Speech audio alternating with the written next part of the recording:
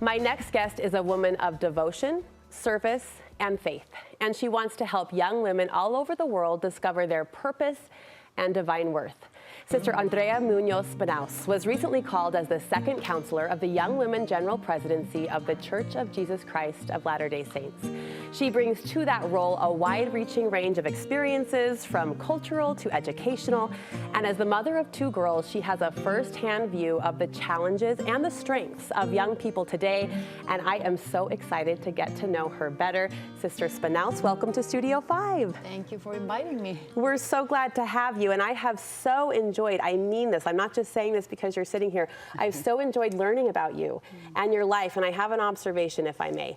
You seem like a yes girl, meaning you say yes to God, but you also say yes to adventure and opportunity. Is that fair? Yes. Yes. I'm a yes leader. A yes leader. We love that about you already. Well, this conversation serves two parts. It's part heart to heart and part get to know you. So I would love to do a little word association. If I pulled a line from both your professional and personal resumes, would you give me one or two words reaction to that? Yes. To that experience. So first, you were born in Argentina. Yes. What was that like? Oh, it was wonderful. I love my family. You know, Argentina is family, family, family. Yes. So my grandparents emigrated from Italy. So the other part of the family is from Spain. So we are very... Who was that? Oh, is that you? Yes, that's me with my sister. Oh, you cuties. Yes, One my sister Silvina. Yes. Oh, yes. Sweet, sweet. So all about family. Yes. All about family. And love, right? And love. And get together. Yes, ma'am. You earned a degree in early childhood education. Yes, I studied in Argentina, and I love little children. So this is another word for me. It's love, innocence. I'm sensing a theme. You've taught early morning seminary. That takes more than love. That takes stamina. Yes, and sacrifice. Yes, it does. Yes, sacrifice, but also testimony, right? And this opportunity to be with the youth every day. Love it. Now, if I read this once. Tell me if this is true. You once led a group of young women in France teaching from an English manual speaking Spanish. Yes. Is that how it works? Yes, and my counselor was understanding in Spanish and repeating everything in French. So yes, that was, you know, Lord, yes. The Lord is very generous with us, right? Oh, I love that. I love that. You and your husband served a mission, you served as mission leaders in Mexico. Yes. Well, my words for this will be sacred and miracles, right? And the opportunity again to be with the youth of the church, the missionaries. And serving with your husband as you did that. Oh, yes. You love nature, I understand? Yes, I love nature. My grandfather was a gardener. So, you know, when I am in nature, first I have this connection with Jesus Christ because of the Creator. Yes. So I feel peace and calm, but also my grandfather, again, my family is there, right? The flowers, the things in bloom. Yeah, love it. Isn't it amazing when you feel those gifts or those gifts of connection with your ancestors? I think that's an amazing connection point to feel. And I want to ask you, you're a baker, and quite an impressive one. How long have you been doing that? Well, you know, runs in the family, right? It runs in the family. My grandma from Italy, she was doing all the pasta, gnocchi, ravioli, everything. The good stuff. Yes, yes. Well, you recently spoke, Sister Spannaus, to a group of missionaries, and you talked about feeling a little bit overwhelmed about this new calling and these new responsibilities.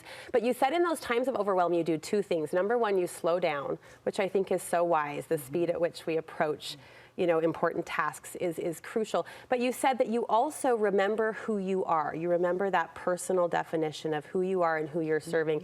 How does that help us, that personal definition of who we are? How does that help us in moments of overwhelm? You know, Brooke, when I was a young mother with these two girls, very close in age, at times I feel really overwhelmed.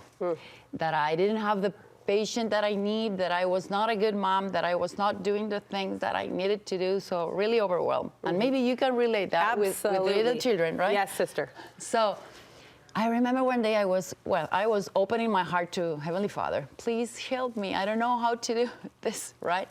And I have this feeling in my mind that at those moments, I need to be repeating, I am a daughter of God.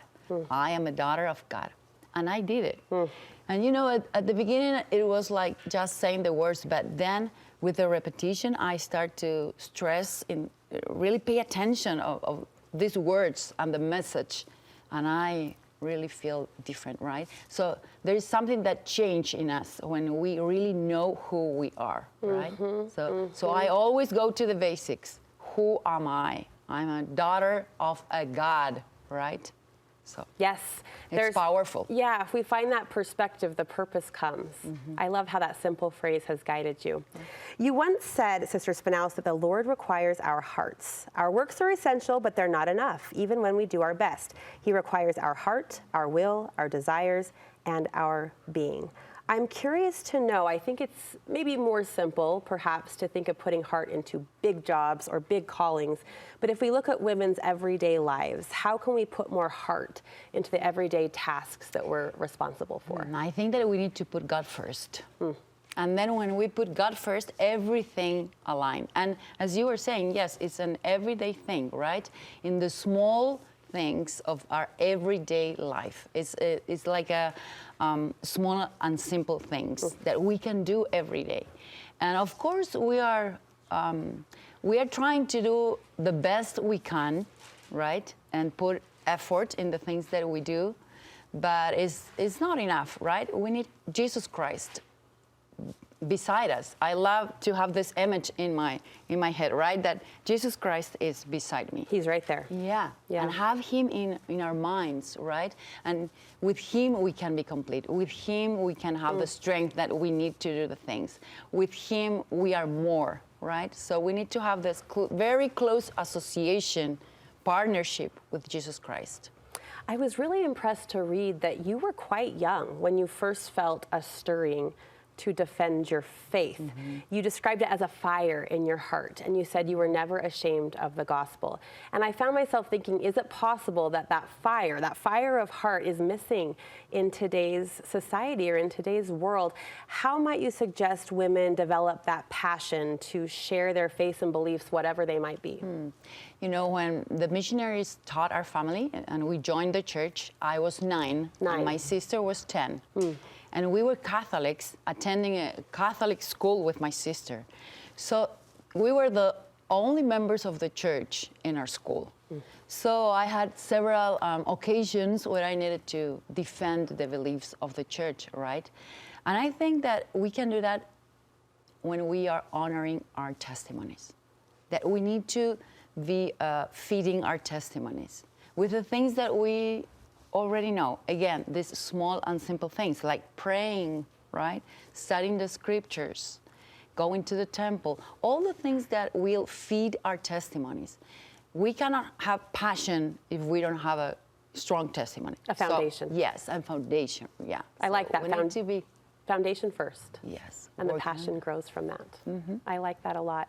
You are charged with leading and loving young women all over the world, and you are quite optimistic about the rising generation. You believe they have a call, that they're leaders today, and that we need to guide them as they discover their great potential. Now, you have 2 daughters yourself, so I'm curious to know, how have you tried to guide them, your own daughters, to find that potential that you talk about? Yes, Brooke, I believe that this generation is like no other, right? Because our prophet said that they are unusually gifted, to do whatever things they need to do. So I really think that they are divinely equipped. They have everything that they know, that they need, everything that they need to do it. So with my daughters, I always try to be positive. Okay. To be, to celebrate everything that they were doing, that it was right, and to really give them a hopeful look of the future, right? And again, love, love, love. Even though they are not choosing the things that we would choose, right? We need to love them, always. This is the only thing, right? Because we are here because of love, having this experience. The plan of salvation is because of love. And also Jesus Christ on the cross is because of love, right? So love is the most important thing that we can do for this generation.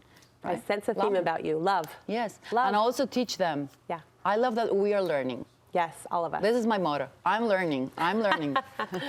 Well, we love watching you learn, and we love supporting you in this new role. Thanks for all the work that you're doing to serve young women all over the world. It's a pleasure to get to know you, Sister Spannaus. Thank you very much.